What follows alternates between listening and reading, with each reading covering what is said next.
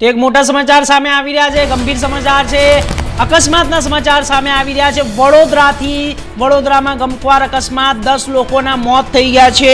જ્યારે કોટંબી સ્ટેડિયમ નજીક truck luxury bus વચ્ચે ભીષણ ટક્કર થઈ છે।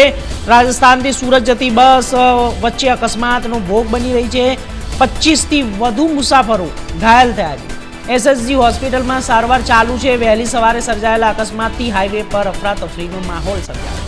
आपने जणावी दीए कि मोटा समाचार है, दुखद समाचार है, गंभीर समाचार है।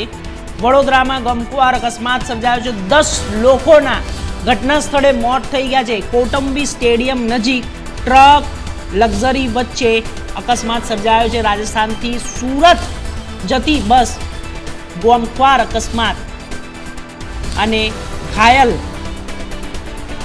लोकोने एसएसजी होस्पिटल में दाखल करवामां आव्या छे। 25 થી વધુ મુસાફરો હતા।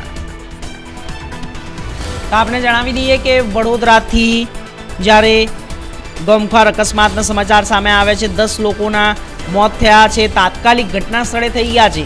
કોટંબી સ્ટેડિયમ નજીક જ્યારે ટ્રક અને લક્ઝરી બસ વચ્ચે ભીષણ ટક્કર થઈ છે અને આ ટક્કરમાં જ્યારે 10 લોકોના ઘટના સ્થળે તાત્કાલિક મોત થયા છે।